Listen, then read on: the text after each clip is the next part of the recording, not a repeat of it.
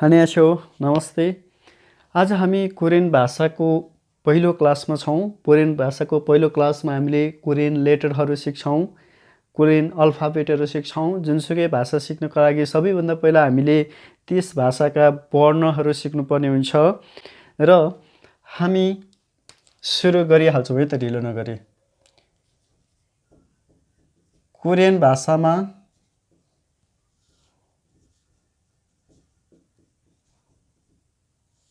जम्मा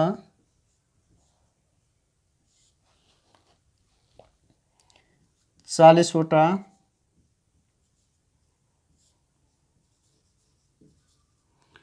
लेटरहरू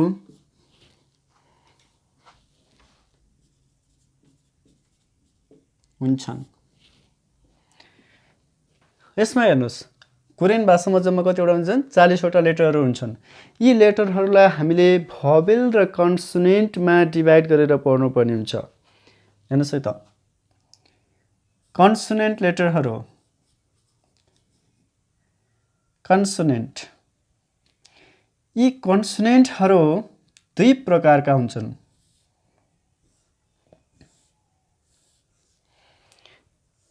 एउटा सिंगल, अर्को डबल। कन्सोनेन्ट लेटरहरू टोटल्ली 19 वटा हुन्छन् र यसमा सिंगल 14 वटा र डबल 5 वटा हुन्छन् है। अब हेर्नुहोस्, त्यस्तै गरेर भोवेल, यी भोवेल लेटरहरू 21 वटा हुन्छन्। यसमा हेर्नुहोस्, सिंगल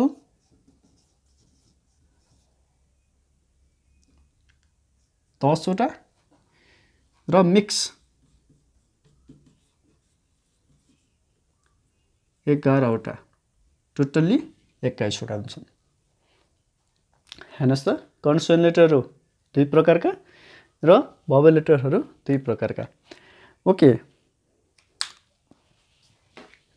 आज हामी सिंगल कन्सोनेन्ट लेटरहरू सिक्छौँ।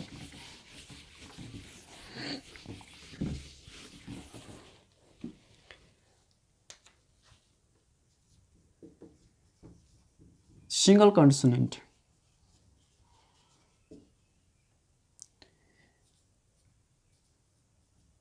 एकल व्यञ्जन।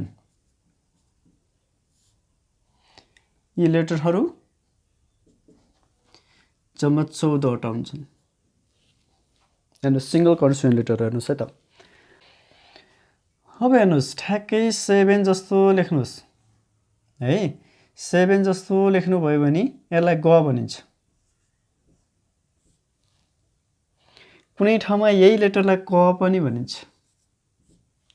है, र कुनै ठाउँमा यही लेटरलाई ख पनि भनिन्छ। ठ्याक्कै एल जस्तो तान्नुहोस्, यसलाई न भनिन्छ।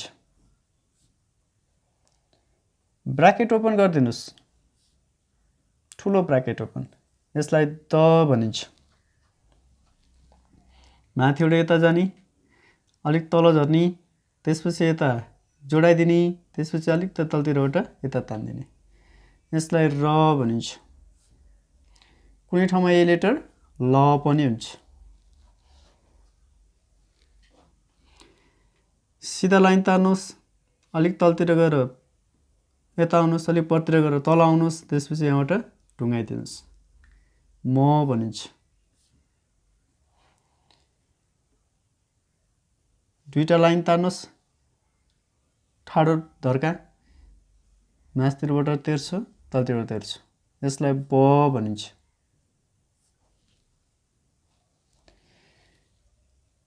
सिधा आउनुहोस्, अलिकति यता छड्क्याउनुहोस्, यही छड्केबाट यहाँ बङ्गिएको ठाउँबाट यता तान्नुहोस्, यसलाई स भनिन्छ। ठ्याक्क अन्डा आकारको बनाउनुहोस्, यसलाई अ भनिन्छ। यही ङ पनि हो। त्यस्तै गरेर अर्को हेर्नुहोस्, माथि लाइन तान्नुहोस्, त्यसपछि बिचबाट अलिकति यता आउनुहोस्, त्यसपछि अलिकति यता आउनुहोस्, यसलाई ज भनिन्छ।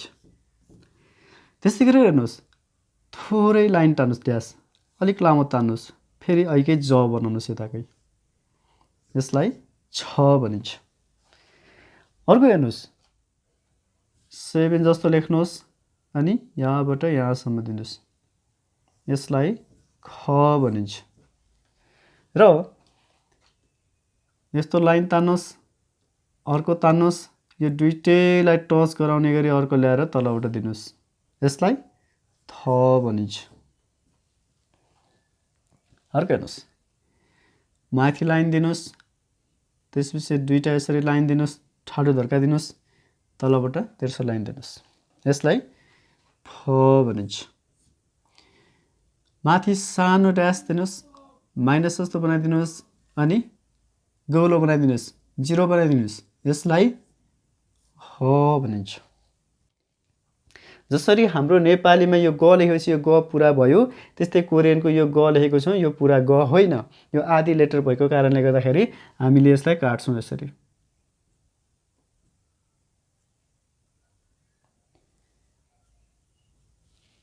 सबै के हुन् त?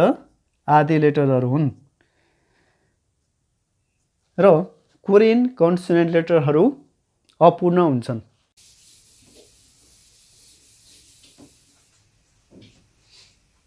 ओके, हेर्नुहोस्, जस्तो हामीले यो ग भनेको छौँ है, यो ग हामीले याद त गर्नु पर्यो पहिला लेटरहरू है। यो ग याद गर्नको लागि हामीले के गर्छौँ त भन्दाखेरि कुनै एउटा फिगर पिक्चरमा कन्भर्ट गरेर याद गर्छौँ। गबाट हामीले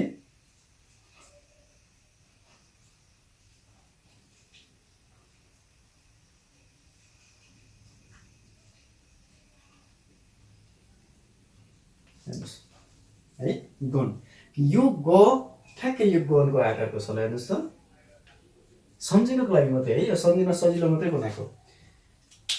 अब हेर्नुहोस्, यो ग हेर्नुहोस्, यहाँबाट मैले यसरी ग लेख्न सक्छु। हेर्नुहोस् त, गनको आकारको भएर यो ग भएको। ग सम्झिन के सम्झिनु पर्यो? गन सम्झिनुहोस्। कस्तो छ? गन आकारको ग। त्यस्तै गरेर अर्को छ दोस्रोमा न। न न सम्झिन के सम्झिने? एउटा मान्छे।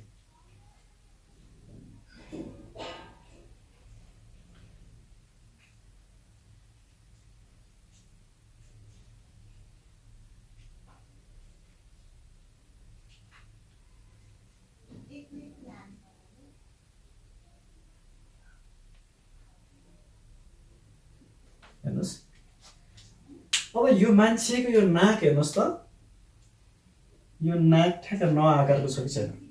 के सम्झिनुहोस्? यो न सम्झिनको लागि नाक सम्झिनुहोस्, नाक, मान्छेको नाक। हेर्नुहोस् त, अब जस्तो म यता फर्केँ भने यो मेरो नाक चाहिँ न आकारको छ है त। अब अर्को छ द। वास्तवमा यो कोरियन द, यो कोरियन द हेर्नुहोस् त, यसलाई म बिस्तारै यो कोरियन द यस्तो छ, यस्तो दियो भने यो पनि द हुन्छ है। र यस्तो गरेर यस्तो दियो भने चाहिँ के हुन्छ? नेपाली द हुन्छ है। र नेपाली दकै यति हटाइदिएको मात्रै भनेर सम्झिनुहोस्। यो द सम्झिन के गर्ने? नेपाली द सम्झिने है त। नेपाली द जस्तै जस्तै छ सम्झने।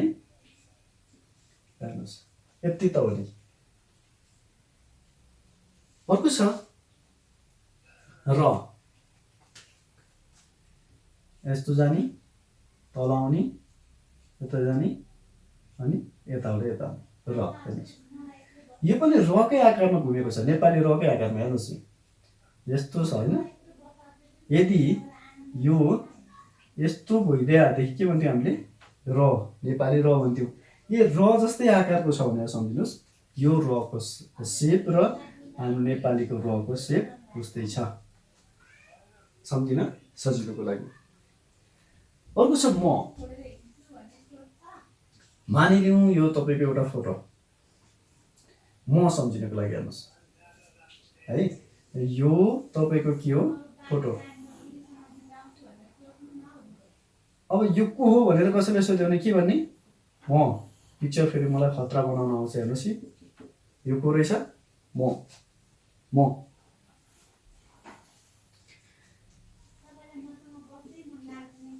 अर्को छ हेर्नुहोस् ब,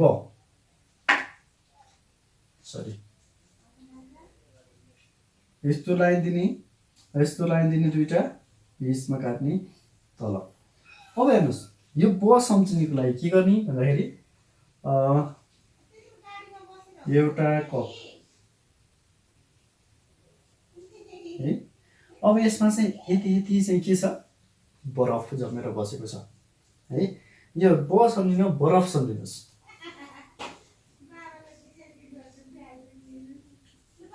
यहाँ चाहिँ बरफ यहाँसम्म लगाएको चाहिँ बरफको सर्टकट ब सम्झिनुहोस्। म त आफै भइहाल्यो। अर्को छ स।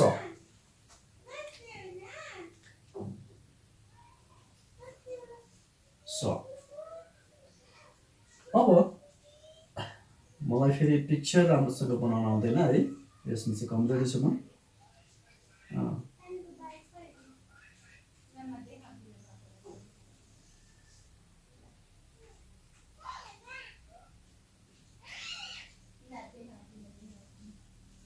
सर्प बनाएको सर्पको जिब्रो हेर्नुहोस् यस्तो उडिया हुन्छ है। अब यो स सम्झिनु के सम्झिने सर्प सम्झिनु पर्यो। हेर्नुहोस् त यो आकारी स सम्झिनु पर्यो सर्प है। यहाँबाट काटेर यति सम्झिनुहोस् स भनेको सर्प। अब हेर्नुहोस् त गबाट गन हामीले के पढ्यौँ गन पढ्यौँ।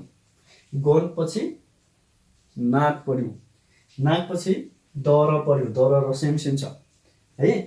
गनले नाकमा हान्दा मलाई डर लाग्छ, म भनेको यहाँ डर लाग्छ मलाई भन्ने सम्झिनुहोस्।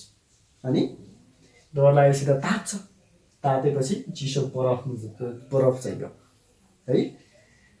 त्यसपछि यहाँनिर स। ओके, यसलाई म मेटाउँछु। हो त हेरौँ अदेखि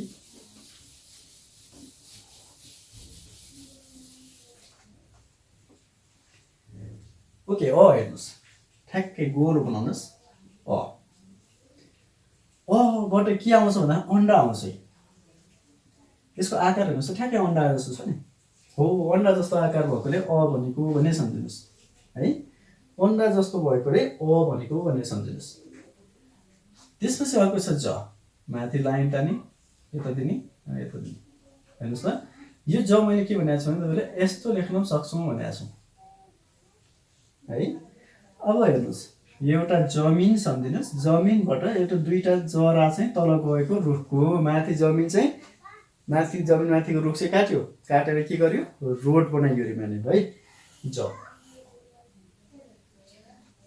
अर्को छ यस्तै जाने यस्तो जाने, यो जकै माथि स लगाइदिने छ ज। अब कसरी सम्झिने हेर्नुहोस् त यो जरा जस्तो छ, यता र यता आएको जरा जस्तो भएकोले यो ज है, जराको आकारको ज। अनि यो छ सम्झिनुलाई यही जको चाहिँ टुप्पी छ है। यस्तो लेख्दा पनि हुन्छ, यस्तो लेख्दा पनि हुन्छ है। जमा माथि के छ टुप्पी छ भने सम्झिनुहोस्। पहिला ज सम्झिनुहोस्, त्यसपछि जको टुप्पी छ। अर्को हेर्नुहोस् ख है। ख 7 जस्तो तान्ने, 7लाई ग भनिने भयो। अनि यस्तो आयो भने ख भनेर सम्झिनुहोस् है। 7 ग अलिकति यस्तो तान्ने भने चाहिँ ख। अर्को छ थ हेर्नुहोस् ख यो थ यस्तो हेर्नुहोस् थ। हामीले थली भनेको सुनेका छौँ है। यो थली भन्नलाई कुनै मुख नलाग्ने मान्छेले भन्यो भने के भन्ला? उहाँलाई अपमान गरेको चाहिँ होइन है। फेरि थली भन्दाखेरि थै पनि हुनसक्छ। हेर्नुहोस् है, थ इ है। इङ्ग्लिसको इ चाहिँ के हुने भयो? थ हुने भयो है। कोरियन भाषामा यस्तो इ देख्यो भने हामीले के पढ्नु पर्यो? थ पढ्नु पर्यो। ओके, अर्को छ फ। यस्तो लाइन दिनुहोस्, यस्तो यस्तो दिनुहोस्, ठ्याक्कै झ्याल जस्तो बनाइदिनुहोस् हो। यो फ हेर्नुहोस् त, फ।